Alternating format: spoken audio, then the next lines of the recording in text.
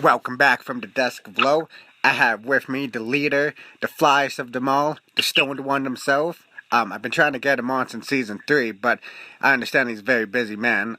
He's repping Richmond itself. Without further introduction, I have Fly Anakin. Peace. Thanks for having me. How are you? I'm doing well. How are you doing? Busy as hell. Trying to find a spot to sit down and not drive. Oh, yeah. We don't want you crashing. We still need that fire music from you. I'm not good, bro. It's on speakerphone. Alright. So before we start this off, I did my research on you for the past couple of the months, and from my understanding, you're born and raised in Richmond, Virginia. Yes, sir. Been here this whole time. 24 years, almost 25. Oh, okay. And can you remember like the very first time that you ever got into hip hop, Anakin? Like the very first that they're like, yo, I want to rap. The first time I got into it, you said? Yeah. Alright. So my earliest memory that I can pinpoint, I was probably like, shit, what? I don't remember what year Bow Wow. Hold on. I don't know what year Bow Wow came out. The motherfucking, it was when his album came out. My uncle had peeped me listening to this shit.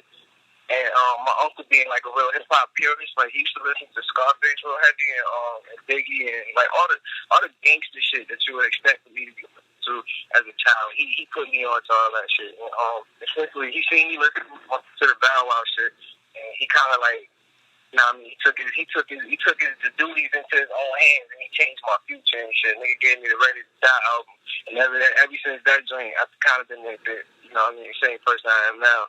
And then like it taught me how to appreciate hip hop, and it taught me what lyricism was too.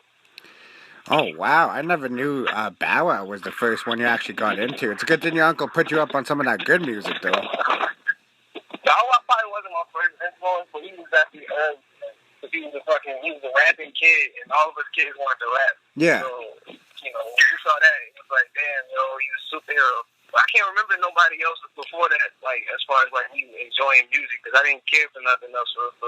Like, I wasn't, like, actively paying attention to music. It's just whatever was playing in the car, like, on the radio, like, you know what I mean? Because I was listening to, I ain't had no CDs and shit at the time. Were you a big gamer growing up? Yeah. But I didn't have my own console. It was my brother's shit. Like he had a PlayStation. Like that was probably the first time I had a console. Like I remember seeing that shit for the first time. But yeah, I was big on games and shit as a kid. I still play them shit now, but I'm a little more busy than I used to be, so I don't get to do it as much as I used to, as much as I would like to. Yeah, because as you get older, we have more responsibilities like car payments, rent, fire music. Your favorite 3-6 Mafia album. I understand that you grew up on them too. I know that's a hard one. Probably what is it? The Untouchables. I think that was what that one. It's either that one or got that one, the Smoke List. Okay. Did your uncle put you on the 3-6 Mafia too, or did you kind of find them on your own? Richmond put me on the 3-6 Mafia. Like everybody in Richmond was listening to 3-6. Like you can walk down the block and like you'll just hear like multiple like different songs playing like from different albums, but all 3-6 Mafia. You know what I mean? Okay. Like for a long time, I couldn't even pinpoint who was who. Like I didn't know Project Pat was his own person. I thought everything was 3-6 Mafia. Like they had those kind of beats. So I saw those as a package deal. You know what I mean? And did you really see how music can affect the world when they got their Oscar nomination for Hustle and Flow, I believe? Yeah, I still don't see how the hell that happened. But, I mean, of course I see how it happened, but like, it's just the craziest shit. You know what I mean? Like, fucking Juicy J got an Oscar. Like, yeah, that's cold. That's the most hip hop shit ever, right there. I bet a lot of people hit you up because like, yo, Fly Anakin, you fuck with Star Wars, but I understand that trademark Diverson is actually how you came up with your name. Oh yeah, Tremont the Skydiver. It was a song called Dead Fool. I tell this story a lot, but you know, it was a joint called Dead Fool. He said Anakin put words together, fly author, and I was in the middle of looking for a name and shit, and I couldn't think of like where to get the joint from. But this one kind of came to me, and I just kept it as that sort of thing. But yeah, Tremont the Skydiver did that. I'm a jet lifer. Like still to this day, Currency one of my favorite rappers of all time. Oh, I was gonna say, yeah. When did you first get put on the Spitter too? Because Spitter's been in the game for a while, but he's still making an impact in the underground scene. It was around the time when How Fly came out. I was listening to Wiz. Like, I was a big Wiz fan, and I kind of stumbled across How Fly, and then I got hip to Currency, and then after that I listened to his mixtape. So I kind of became more of a fan of him, and then ultimately, like, he kept dropping shit, and shit became one of the pillars to my style for real. Like, I definitely credit him a lot for a lot of inspiration. If you had the chance, would you collab with Spitter, or that no-brainer right there? Huh? Would you ever collaborate with Spitter, or is that a no-brainer right there? Oh, fuck yeah! Of course, I'll do an album with that man. The fuck out, man. Hell yeah. Hey, I didn't mean to cuss, but you know that. That's a no-brainer. Oh, you can curse, no worries. Hey, Spitter, get that Fly Anakin. Nah, thanks though. Like that'll be a dream come true type shit. I would love that. Like, of course. I already know. So I understand, like, your name's Fly Anakin. Did you ever have any names before Fly Anakin, I'm assuming? I had 2 rap names before Fly Anakin, and they were both horrible. The first one was Deuce. I really put no thought into this shit. Like, I started rapping with Henny L.O. We started rapping. I did my first song, and he was like, "Yo, what's your name?" Should stop me in my tracks because I never even thought about having a name. I never even really thought about being a rapper until I just started doing the rapping shit. You know what I mean? So essentially, it was Deuce because like my dad is like, you know, he's a senior or whatever, and me being junior, I'm like shit. I'm like the second essentially, so I could be Deuce. You know what I mean? Like it was just like something I threw out. And then after that, I was playing this game on PlayStation 3 called Resistance, and it was this hard ass dude named fucking Nathan Hell. Like I just thought he was the coolest motherfucker in the world, so I said that's my name now. And after that, he shortened it to Hell, which was even cooler because I wasn't comfortable with the Nathan Hell name, but it was like fuck, I'm gonna run with it because it was better than Deuce. You know what I mean? But I mean, once the Fly Anakin shit came, like that's when my comfort. I got more comfortable with myself as a musician and shit. You know what I mean? Because I actually like my name, and it's like I'm going in a direction where I actually I appreciate my music. When I first started, I didn't like myself. I didn't like my voice and shit. So it was a process. You feel me?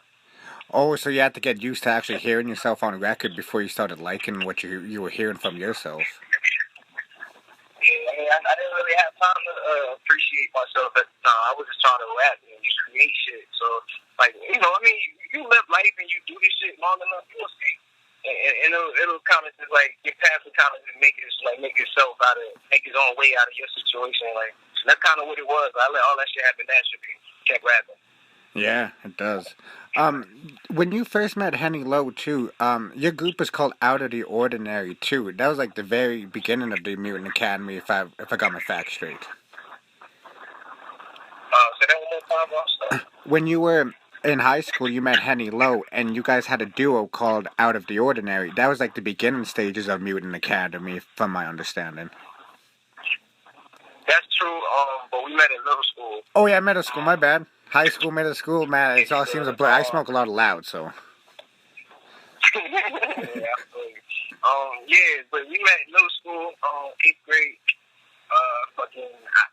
Honestly, I ain't gonna front. I listened to the interview you did with Henny, and I listened to the interview you did with Kahuna, and that's why I did this one, because I seen that you was actually willing to do your research and you cared about what happened before all this shit. So that's a side note. I appreciate you for that. But that's one of the only reasons I picked this shit up. Cause I know it's plenty of people asking about the story and how things came apart and who was there from the beginning and all this good stuff. But not everybody's beating back to that shit. Not everybody cares about that shit. So it means a lot. So, oh yeah. Well, Well, you guys have an interesting story too, and like the world needs to hear that too, because like I've been on a lot of people early, like Slaughterhouse, Odd Future, and I told Kahuna and Henny L.O this, like, yo, Mutant Academy, you'll be next. Yeah, I believe that too. I believe that. Be in the midst of it now. Yeah, I understand. Yeah, because you guys are making waves. Understand? So, because I understood that Out of the Ordinary, you guys like, yo, we're not fucking with that name too. So how did you actually come up with the name Mutant Academy? That's what I was curious about. I wanted to ask you that question. Yeah, I didn't come up with the name. Henny came to me with the name, and I designed the logo. Like, it's based off of what he told me. It's Mutant Academy, so I'm like, all right, cool. I gotta make this shit look cool. Originally, it was a spin-off for the Anarchy logo. You know what I mean? But yeah, that was just like a creative thing. Like, we both knew that the name Out of the Ordinary was cool, but we couldn't think of nothing cooler at the time. So that's why we stuck with the shit. But Mutant Academy was like that was all Henny right there. Like, it was from a video game. Yeah, I was gonna say that. Yeah, that does sound familiar because I remember that's for PlayStation on that Mutant Academy game. Yeah, exactly where it came from. So as we're going on too, I understand that you guys released the very first Mutant Academy album too. It's that one of the house sitting on top of the slime roof. I forget what that's called. Yeah, that's Open House. That was me and Henny's first album. Was that the first time? Probably a couple years, like years in the making too, yo. Like we went on we had a wild ass journey before that album came, dog. Like multiple projects that people still don't know about for real. Really? It was ignored. Nobody gave a fuck about me in the Academy, man. Would you ever consider putting like those old projects, like when you guys get like more and more exposure out to streaming sites, or that's something that's like, yo, that's something we just did in the past and we're just gonna keep that to ourselves? Honestly, I never even thought to put that on the streaming services, yo, because it's so old and like we're so much better than that now. Like any project, like at that point, yo, like I'm so past that shit that I don't even want to hear it. Like, that's why I'm not pushing to get it on the streaming services. But if the people want it, I'm not against it. I never heard nobody say they want it. Yeah, like there has to be a demand for it for you to actually put it up on the streaming site. Yeah. Let the demand build in. I'll definitely do that. Until then, hell no. I understand. You once compared yourself to the rapping Cartman. You still feel like that? You said the rapping who? Cartman from South Park. Oh yeah, exactly. I'm definitely Cartman, but like I got that from my man Gray Scott. Like y'all gotta get hit to Gray Scott, man. He's one of the best rappers I know from Richmond. Like that's like Big Bo right there. That's Henny's middle brother, like his blood brother. Gray Scott was initially Cartman. Like the joke was like we called him Cartman because he was such an asshole. Like he would do diabolical shit. Like I mean, like things that you wouldn't even imagine. Like he would just like get on your fucking Twitter and call and say all types of wild shit, like just making you look bad in front of your friends. Like he'll try to embarrass you. But he made us like he helped toughen the skin. You know what I mean? Like he gave us like more humor. Like he gave us something to laugh at and shit. So essentially, I got the Cartman like personality, like that asshole tendency from him because like he was dickhead. They used to steal my lighters all the time, and now I'm stealing my friends' lighters. You know what I mean? So it's like, I kind of grew into this shit. You know what I mean? But yeah, I'm definitely the rapping Cartman. I'm an asshole, and with love. You feel me? Like I'm not trying to hurt nobody, but I'm definitely an asshole. Yeah. I fucking hate it when people used to steal my lighters. I hated that. Nah. Hey, you know how many lighters I lost? That's why I steal them shit. I'm not buying no more. Fuck that. So. I'm not buying lighters. That's just trite. It's a waste of money. Big fat, especially if that's a Zippo too, man. That's like $35. Right, the tall fucking big. This shit like $260 something. I'm not trying to take $3 for no fucking lighter. Come on, son. The fire should be free. Why they can't just flick out fucking fingers and get the shit? It is what it is, though. You know what I mean? Yeah. We'll keep it cool. So I was wondering too, when you decided to make the name Fly Anakin too, you didn't even know about Star Wars until you actually looked into it. You're like, oh, okay, so I see what it does. So I see. Did you like second guess it after you looked up the information about this Anakin, like character? Yeah, I did. quickly. It was like a quick second guess. But I told myself, like, it doesn't matter because it's a name at the end of the day. Like, they had to get the name Anakin from somewhere. So, being that I like the name Anakin, I'm going to keep this shit. But initially, yeah, it's like, first thing I thought about was, damn, I got to explain to these people that I don't care for Star Wars like that every time I say my name. But then after, you know, the music came out, they didn't even, like, pinpoint that with that. You know what I mean? Like, it took me to say, yo, my name is Fly Anakin, and Anakin came from this, that, and the third. But people say, oh, damn, are you a Star Wars fan? But no. No disrespect at all, but that's just not my shit. I like the name Anakin. I didn't realize that was a part of the Star Wars thing because I never watched it. So, you know how it goes. I mean, I was just on some hip-hop shit. Hey, man, and sometimes, too, that's what can draw people to your music, too, because when I was looking for new music, I seen your name, Fly Anakin. I'm like, yo, that's a fucking crazy-ass name. So, the first project I ever heard... say that every time. Every time. I thought it was pretty normal, honestly, but I guess it's wild. Like, I mean, I guess it pops like, when you see it. Like, you know what I mean? It makes you want to hear what's going on, what it's going to sound like. Yeah. That's good. And then also, too, so when I found that out, too, I'm like, alright, so let me check what he's about. First project I ever heard from you was Chapel Drive. And that had, like, everybody on Mutant Academy on it. So, like, I didn't know that was, like, a Mutant Academy album until I started doing my research on you. I'm like, well, let me see, because I wanted to hear you as a solo artist. So I went all the way back and I was listening to, like, Mirror's Episode 1 or Elsewhere Avenue, too. So, like, that's, like, the beginning stages of your career, if I got my facts straight. Yeah, definitely. That was me honing my craft and, like, getting comfortable with my style. And also building a team at the same time.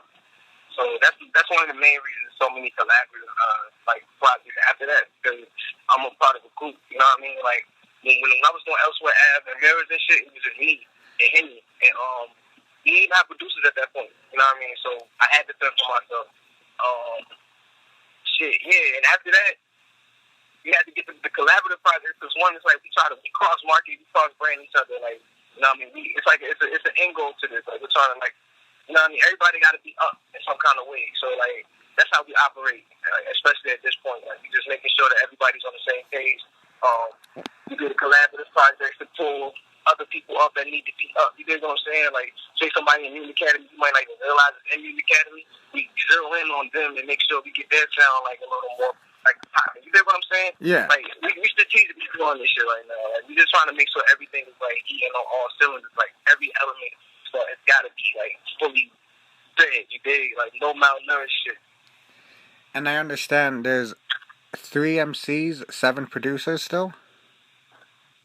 Yeah, it's actually 8 producers now. Oh, wow.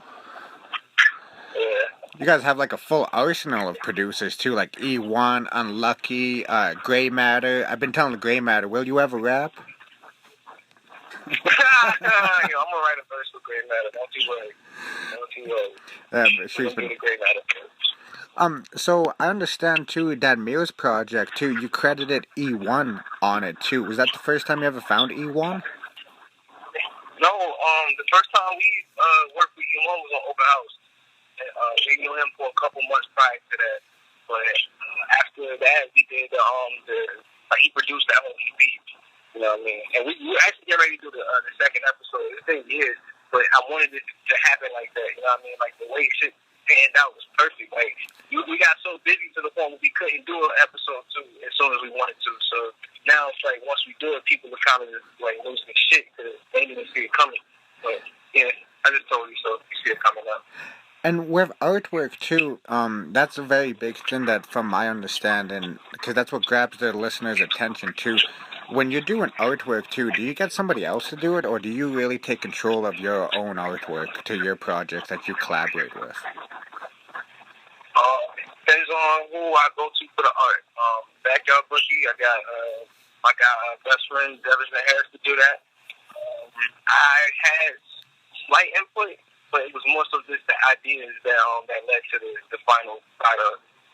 Elsewhere Ave, my homeboy took that picture while we were at a show, like a house show.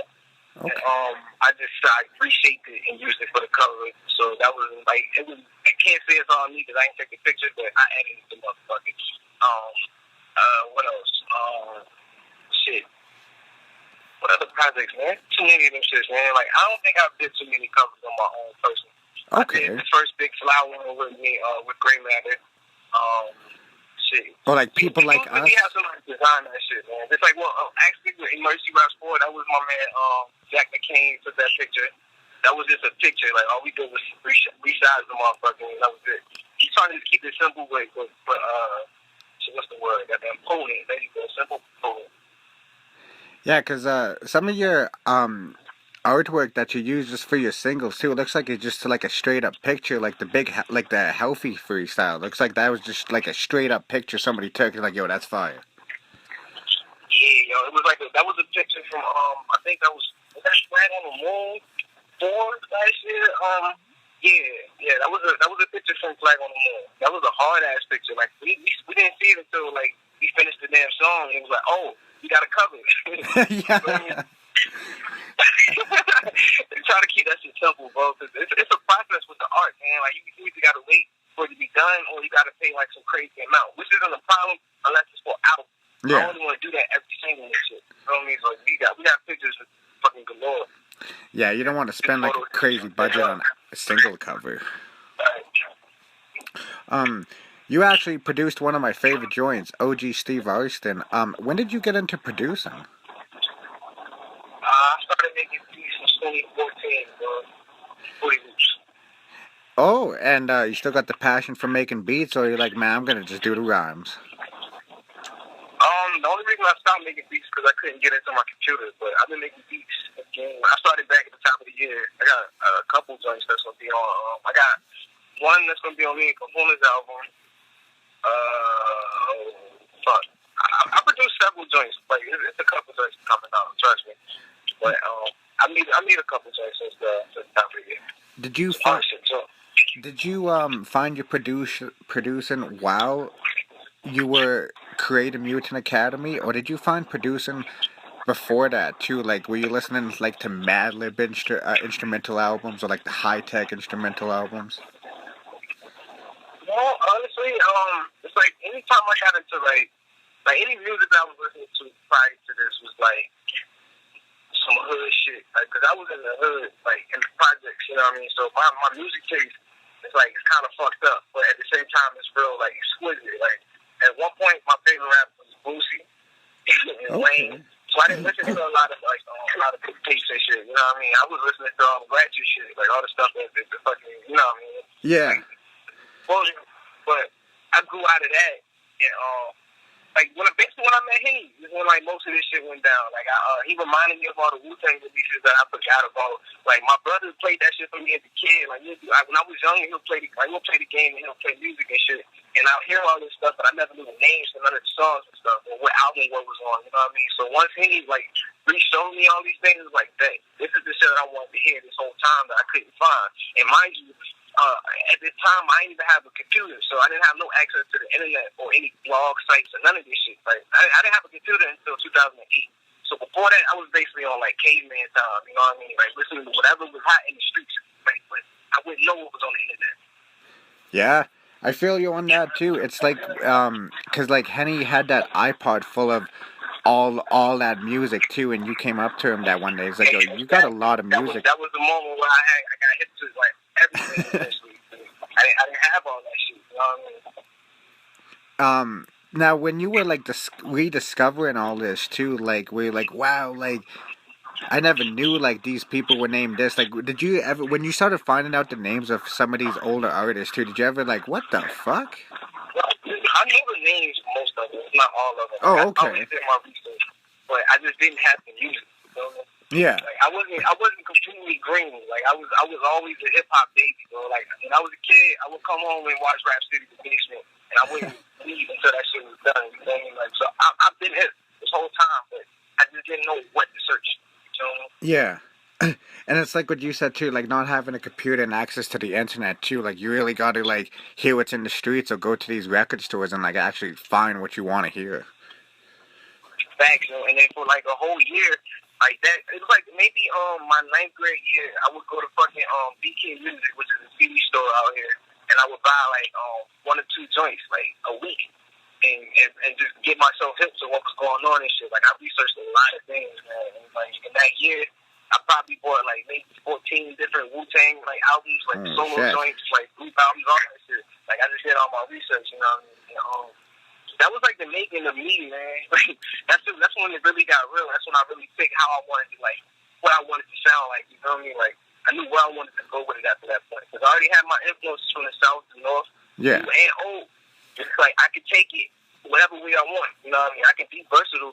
I can do some trap shit if I want to. I can do some real lyrical shit if I want to. I can do some technical shit if I want to. But I choose to do a little bit of everything because, you know what I mean? I don't have to appeal to nobody but myself. I like everything.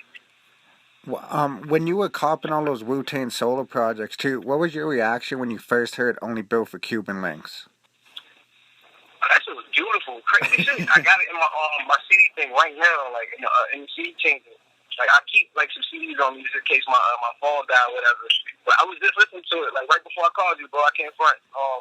That's one of my favorite albums. But among all the other things, Supreme Clientele was the one that took me over. Oh really? Like Supreme Clientele. I think, what else? Of course, Cuban Links is like, it's classic, bro, but I put Supreme over that.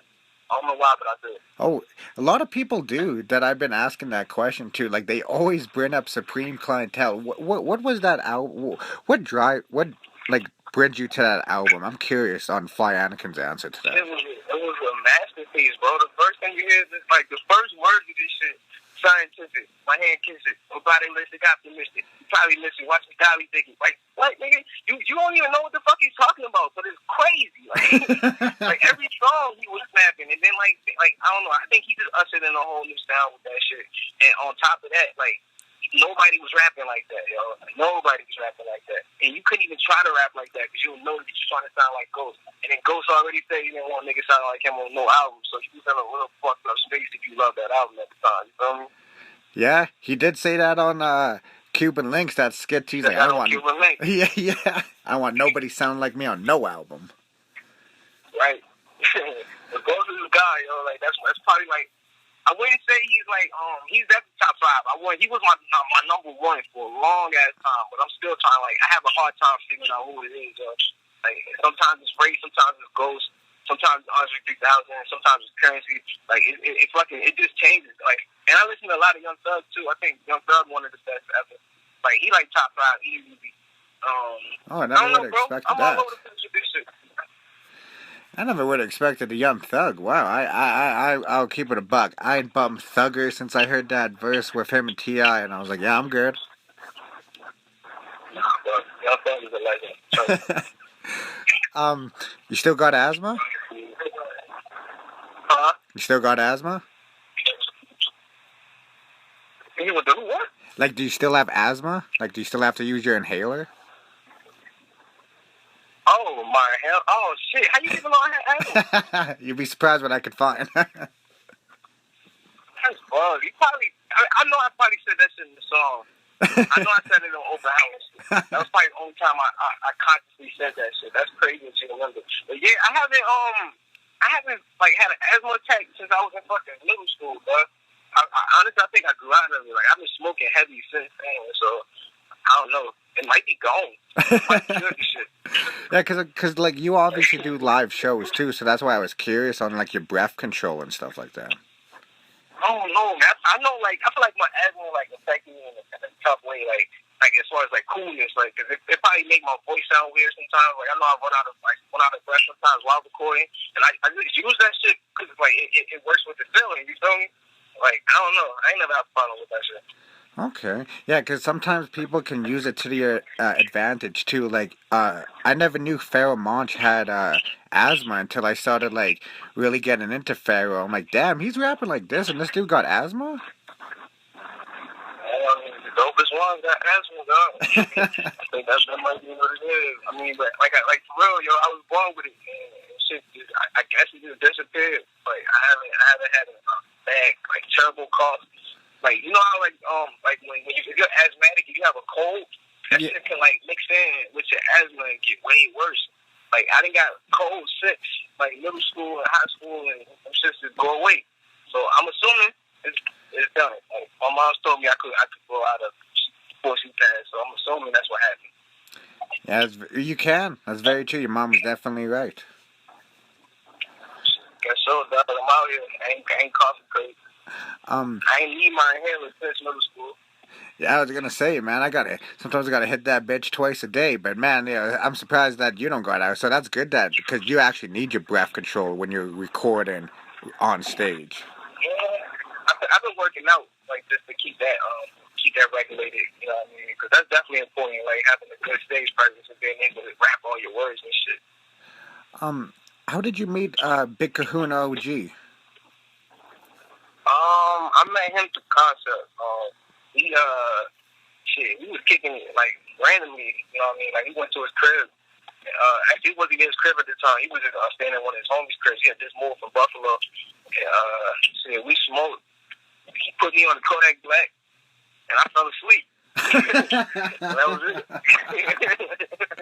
He was playing Dragon Ball Z Xenoverse shit. Like, all I remember is he was like, "Yo, Kodak Black, this, that, and the third. This song is hard. Blah, blah, blah." The only song I knew about at the time was No Flocking. But after that, he played me some other shit. I was like, "Oh damn, like this nigga, he is like." Yeah, Kodak. That's been my brother since then. Yo, I love that dude. Like I said, y'all got some like fly. Crazy, I'm about to pull up on him now. I'm about to pull up on Holly. Oh, okay, yeah, Holly Block. So as you were getting to know like certain members within Mutant Academy too, I didn't want to ask people this too, but I noticed like Concept Jackson's not really around you guys anymore too. Was that like after Chapel Drive, like y'all kind of went your separate ways? Yeah. It's undisclosed reason. I don't want to speak on it. No, yeah.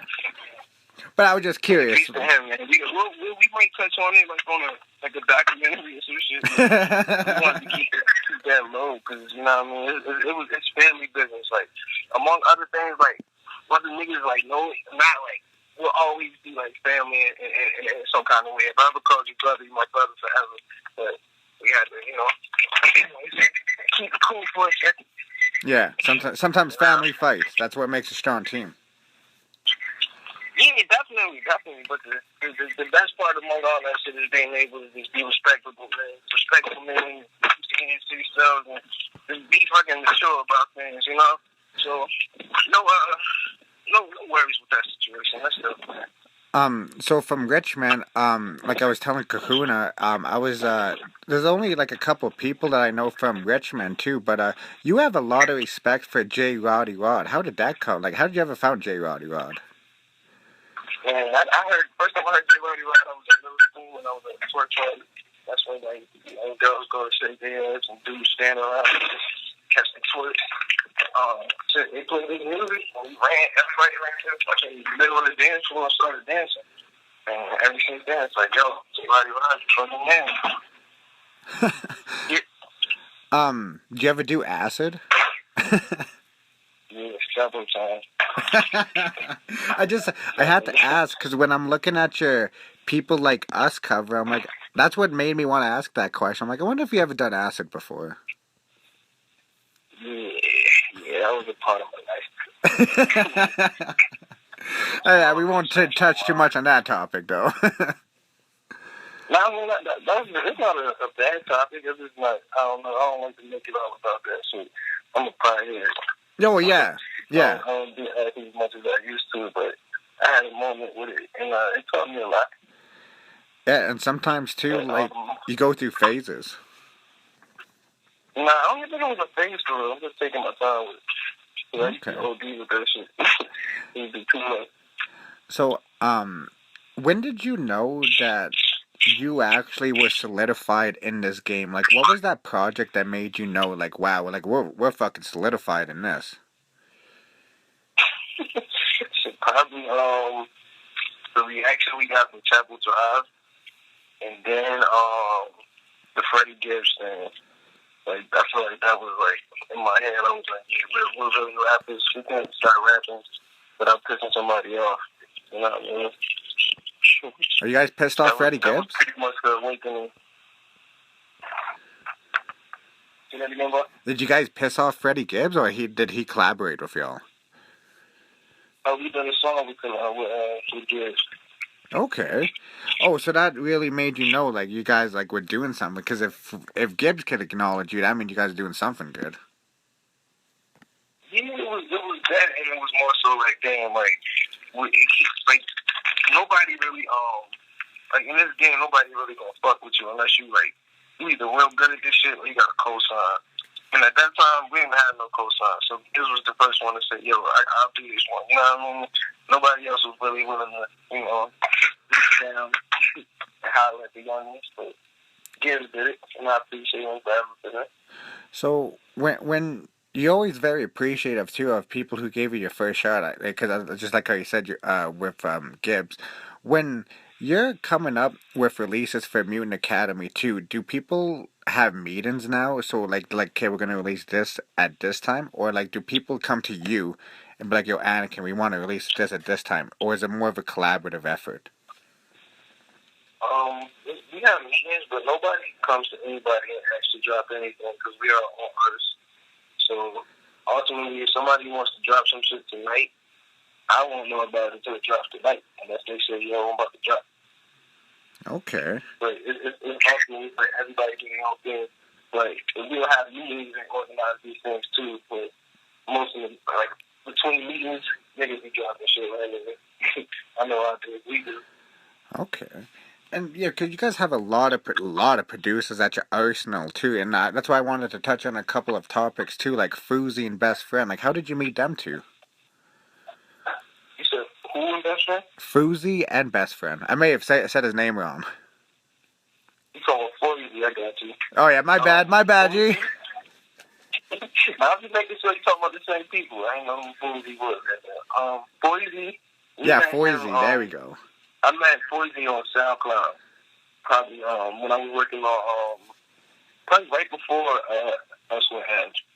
A couple months before Elsewhere Ave, because he was on Elsewhere Ave. He did 2 beats on that joint. That was like the first time we worked together, and after that, we just, you know, became friends. Like, got real close after that. And, Best Friend, we met him in 2014 in Richmond. He got us to do a house show at his crib, and the actual, like, the picture from Elsewhere Ave, that picture was taken at that house show when I first met Best Friend. So it was kind of like a, you know, little fun fact for people that really want to know how it went down and where it was. But Jefferson, Harris, Best Friend, he's been around since 2014, producing, making beats, covers, all that shit. I mean, he's a one-man machine, doing it all. You can't rap. Oh, yeah. Hey, sometimes people can do it all, they just can't rap. But somebody got to tell Graymatter he can rap, and we got to hear some Graymatter bars soon. Hey, Graymatter's nice. He's very nice. He's way nicer than a lot of the rappers. He might be. And I was more curious, too, on a couple of your influence, too. Like, because I'm curious if, like, somebody like a Pusha T inspires you. Of course Pusha T inspires me, because he's on the Virginia, but I don't listen to him that much. As much as I should, probably. Let's say, who do you listen to, like, almost every day? Besides Ghost, because we know Ghost. Every day? Yeah. I listen to Gunna every day. If you want to be honest. It's Gunna. I listen to, shit, let me look through my phone real quick. I listen to Uncle John. I listen to my friends like Kahuna. I listen to Monday Night. I listen to Joey Slim. Who else we got music? I was listening to Drew the other day. Damn, there's one Travis Scott song, Maria, I'm Drunk. That's my shit. I've been on that heavy. I've been listening to Old Wiz. Of course, gotta have Old Wiz. Yeah, and Casey, and I was listening to Raekwon earlier. So it's mostly the same shit I've been listening to with a little more, like, modern stuff. Like, that keep me current when I listen to it. Like, there's certain trap songs that'll give me, like, a brand new idea versus listening to some old 90s shit. You know what I mean? Yeah.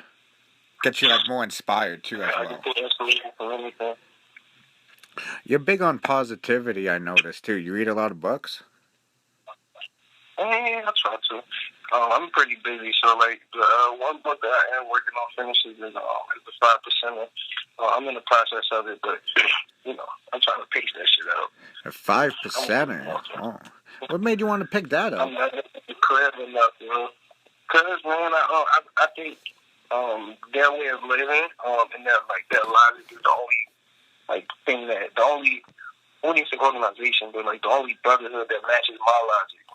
You know what I mean? It's like I'm not necessarily a Christian. Like I was born Christian, and raised Christian or whatever. But once I got older and I started to just make my own decisions and things, I realized that it didn't really make that much sense to me. So I kind of just I don't necessarily I'm not I haven't converted anything yet, but I'm just reading and studying other things to make sure that I understand what I want to be a part of. Mm-hmm. Yeah. Like, you're very particular on how it lets you present yourself as an artist. Yeah, definitely. And definitely. I try to take my time and do things that make sense. And you also once said, too, you also have, extended people that you met through the internet, like Al.Divino ANKHLEJOHN, too. Did you meet them in person, or did you, did you meet them in person before you recorded, or did you record first, then meet them in person? With Divino, I met him, that was straight on the internet. Initially he was popped up, showing love, yo, that's why I always, be cool with Divino. He always came to me with, from a place of respect, yo. First time I heard of him, he was like, yo, we got a word about Rick Bobby. I'm like, I don't even know you. You know what I mean? But after we got cool, we started building, he just showed me that he's wild beyond his years. So, with Divino, that was a bar built off the internet, but it's strengthened through real life. You know what I mean? Once we met up in person. Uncle John, make sure you say that man's name right. He hate that shit. It's Uncle John. So I met him. I met Uncle through the internet, and it was almost identical from Divino. He hit me up showing love. You know what I mean? And he said that I was one of his favorite rappers alongside Pharaoh and somebody else. And I started listening to his music. I'm like, yo, you are tweaking. How am I one of your favorite rappers? You one of my favorites. You crazy. So that was just one of them, just straight, off the love, man. It was mutual respect, mutual appreciation for each other. And after that, we didn't do a song until we met in person. I went to a show. Oh, really? You met ANKHLEJOHN. Uncle John. So I gotta say his name right, because I understand he gets pissed if I don't say that name right. Yeah, I got a funny story about him, too. You'll laugh about that. I was trying to get him for an interview on his Instagram Live, and he was cut, but he kept yeah, I'll do a Canadian podcast, man. I'm like, my name is Lo. He's like, I got you, Canadian podcast, man. I'm like, no, it's Lo.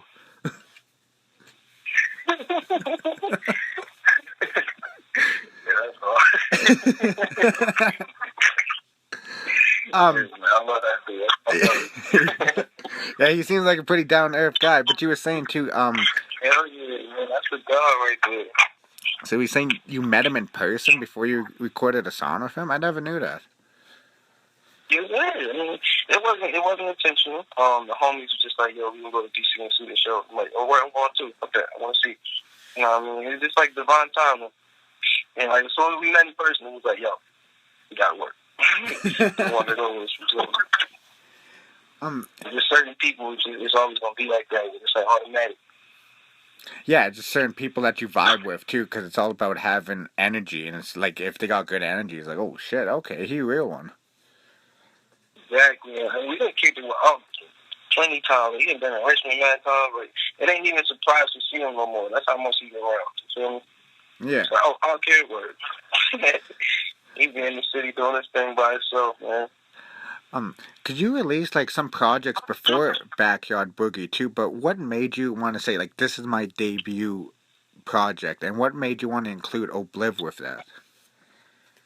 I said it was my debut because it really was my debut. I never dropped an album by myself before, and I still technically I haven't dropped an album by myself. So my next album is my real debut solo album. But debut Boogie, to the debut. That's definitely my first time doing a full length project. It's just me rapping on most of the songs and shit. Because any other album was a collaborative joint with Concept, or a collaborative joint with Henny, or a collaborative joint with Kahuna. You know what I mean? That was the first one of its time. That was my test run and shit. Because I really didn't want to make an album for a long time.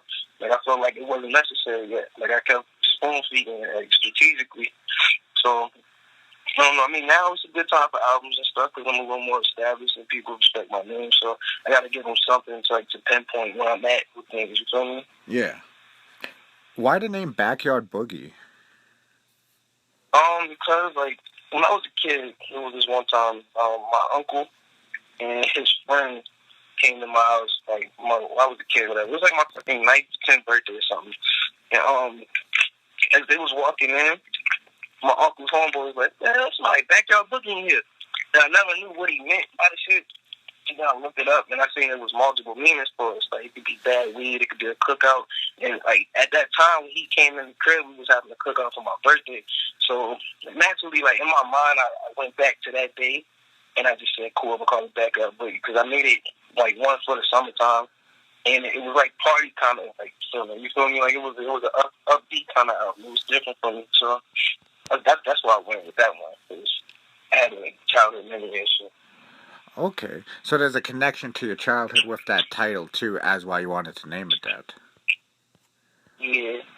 Okay. Not a lot of people do that. They'll probably just throw up a baby picture of alright, there's the debut right there, but you actually put thought into that.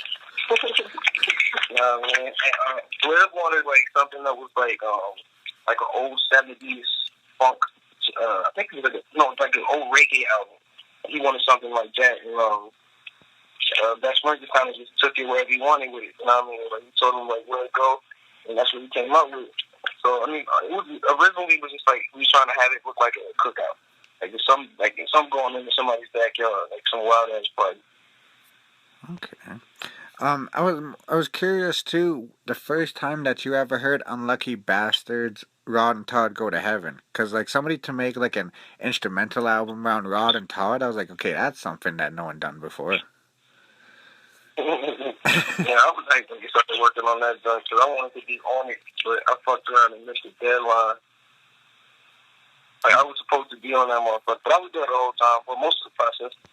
And they made that when Graymatter was up in the park for it, I believe. And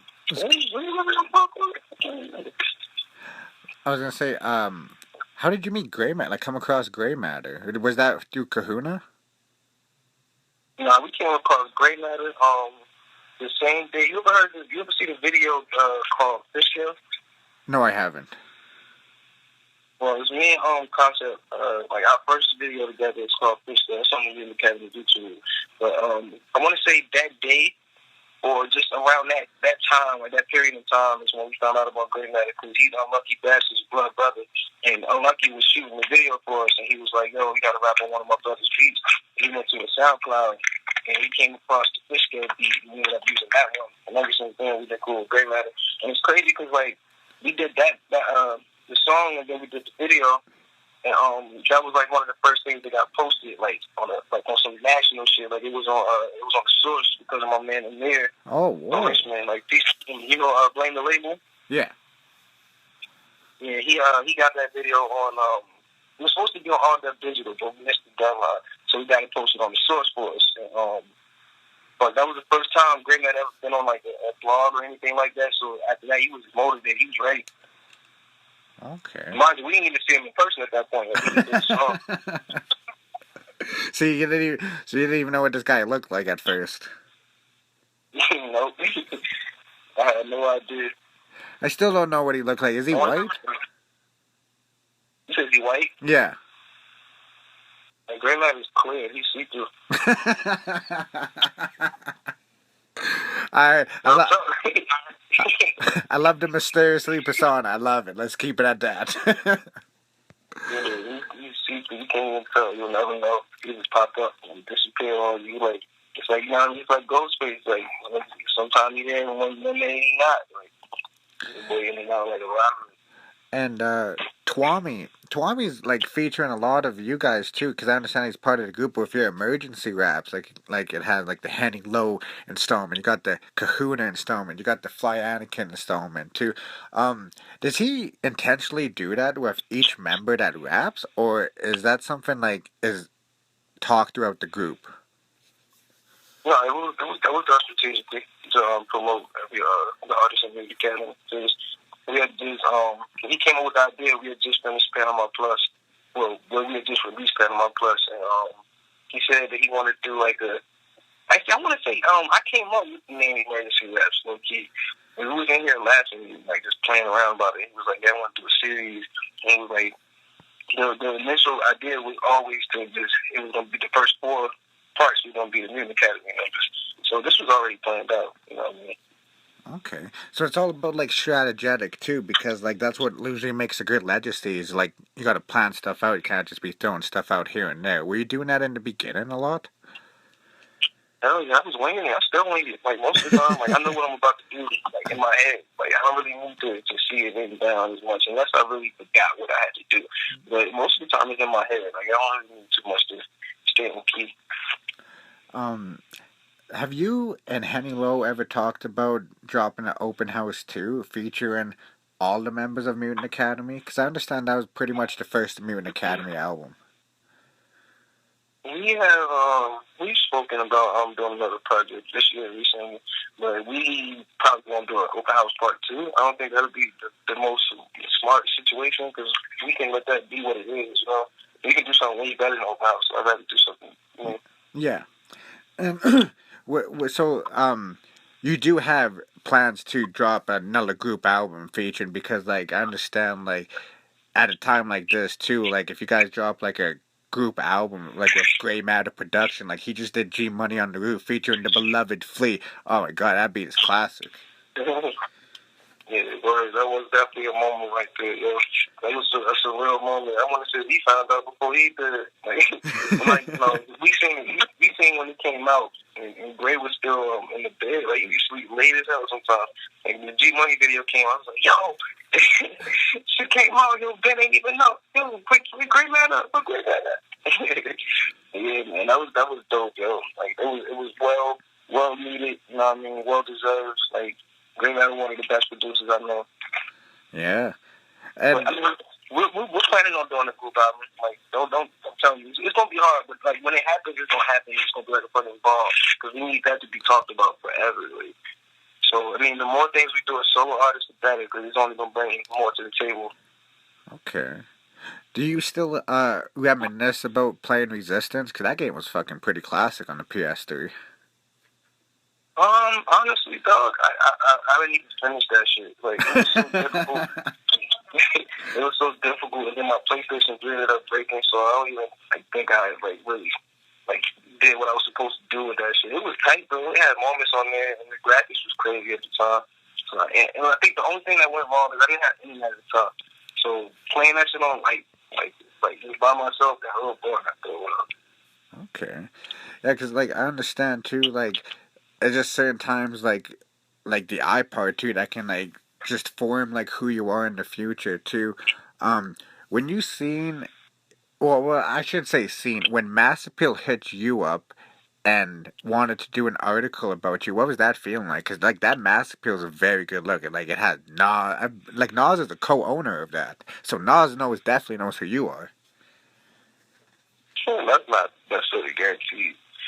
Like, You never know. You never know. I don't know. I mean, I wanted, when I was younger, like more green artists. Like I thought that way, but you can't necessarily like pin it like on that. You know what I mean? Because he ain't posted. Like he couldn't have anybody to put that up. So I mean, I don't know. I was thinking that was a possibility. Nas would hit me up eventually, but I ain't about to wait on that, man. I mean, like, if I was, like, a part of that company, I would want to see who's getting posted on my site, too. Yeah, that was my man Jordan Commandeur. How to say that? Oh, Commander. Yeah. Got to interview that guy in the vault. Show Commander, I see you, my G, working. Yeah, peace to bro. That was because of him, you know what I mean? He definitely looked out for us on the Master thing. Like, that was one of the well-needed things, like, but, you know he interviewed Nas, right?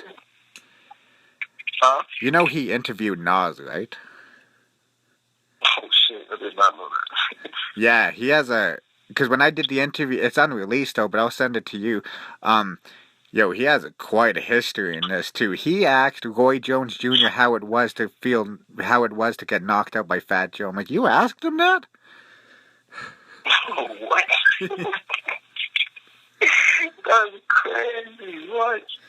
Yeah. He asked him that? Oh yeah, he definitely asked him that.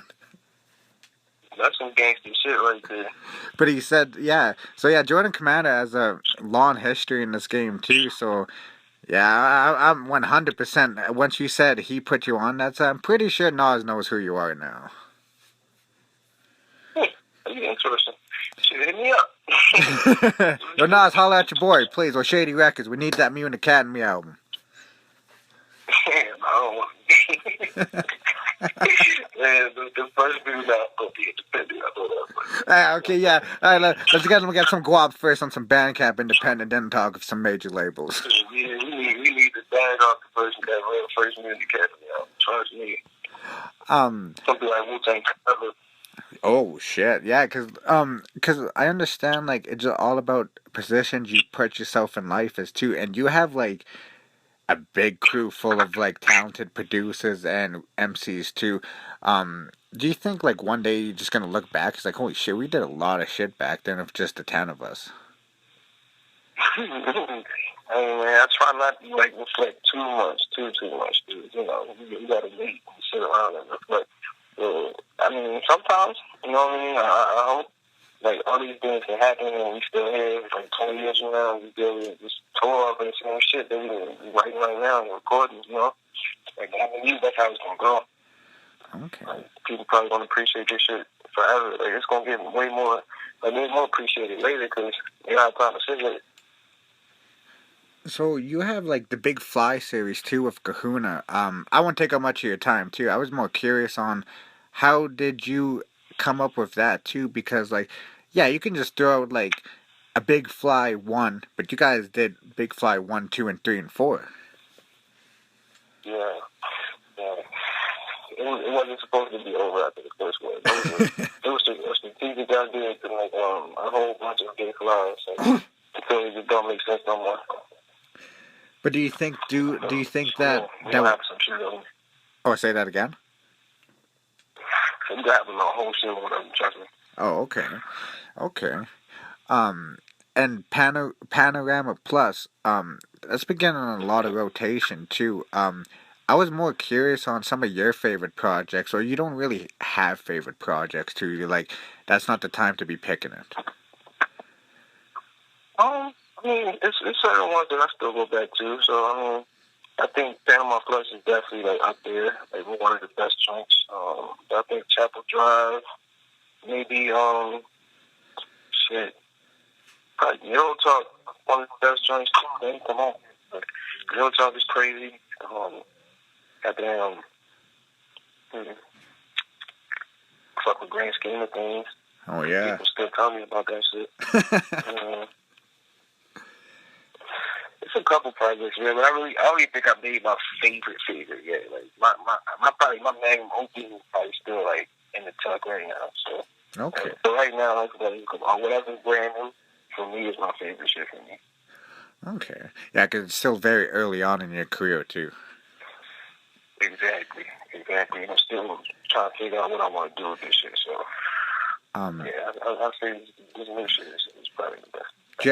Do you ever have like somebody like a I don't know how to say this. You ever have like a fan that like from a totally different background and they fuck with your music and they hit you up like, damn, you know, this guy fucks with my music, like maybe like a 65-year-old white woman?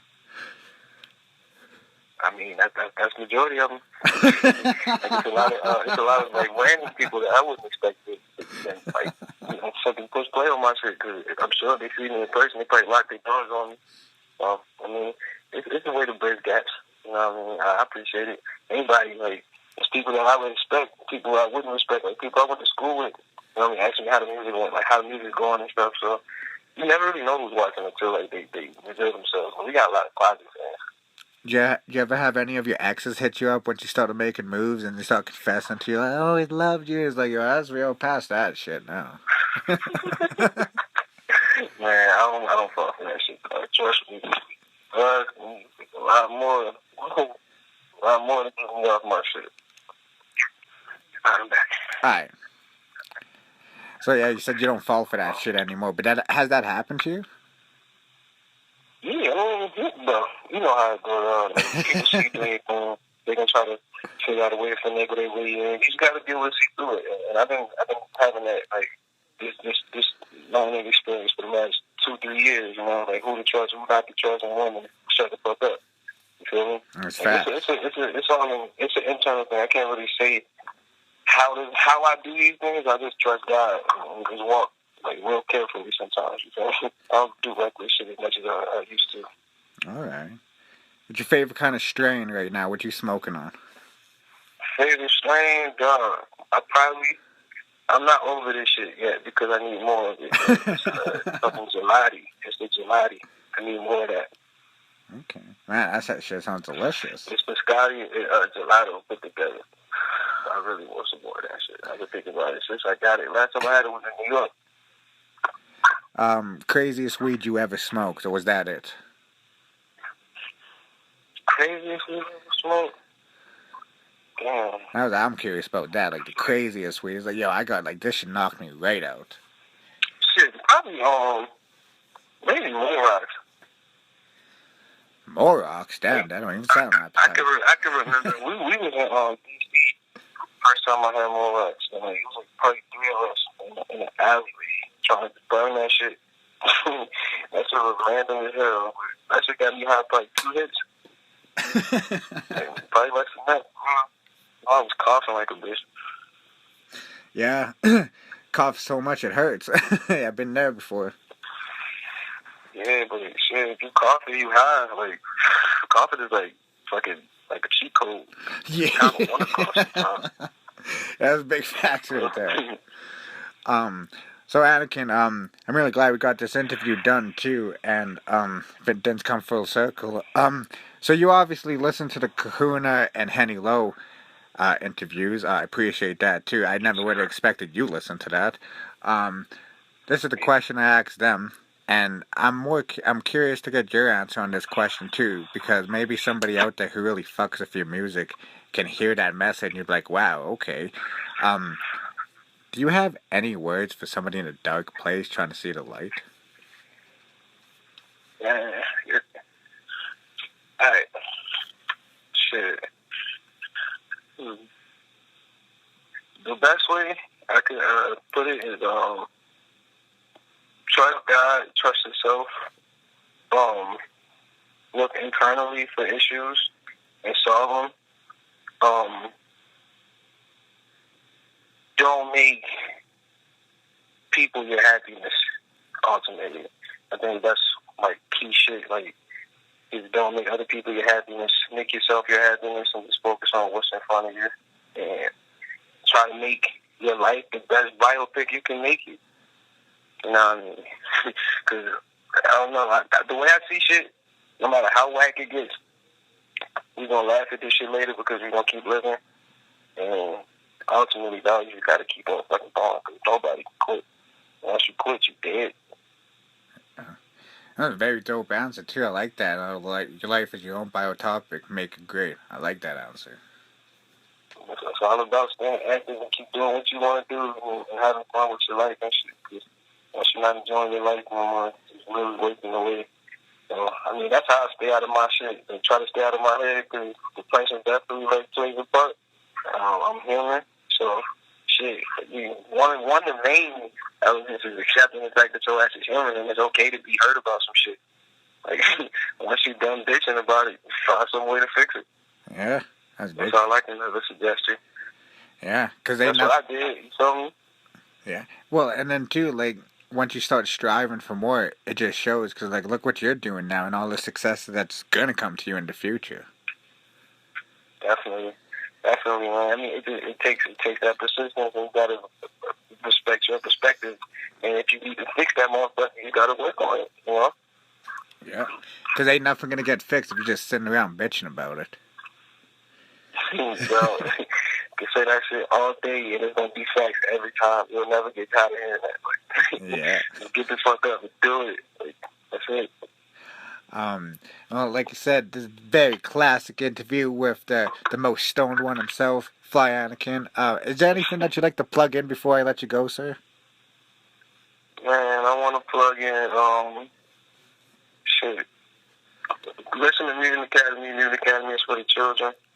That means every member of Mutant Academy, not just one or two of us. It means the whole fucking 10, 11 of us. Shit. I want to plug motherfucking, goddamn Emergency Last 4, motherfucking, goddamn, what else came out? My nigga Uncle John shit. Go listen to Cold World. Go listen to Big Fly 420, Big Fly 3, Big Fly 2, Big Fly 1. Everything that you haven't heard from Mutant Academy niggas. Because you're missing out. Facts. Shit, what else? Just pay attention to the underground, man. The underground is controlling shit, and it's better than the mainstream. You know what I mean? Like, whatever you see on your timeline, just click on that shit and see if it's tight sometimes. Don't just, skate past the shit and listen to the bogus shit that you're listening to, because I know you're tired of it. Yeah. And we will be waiting. And y'all need to go tap into that healthy freestyle too. Kahuna and Anakin go off on that shit. Oh yeah, you fucking healthy, that's hard. Gotta be versatile, man. That's sure that you can do more than one thing. You can jump in different bags. We can go on tour with Lil Baby, we can go on tour with fucking Bloodshot Gun. It doesn't matter. And that's what makes a legendary artist right there. With that being said, there's another classic interview from the Desk of Low featuring my guy Fly Anakin. Alright, man. Thanks for having me. Hey, thanks for showing. I just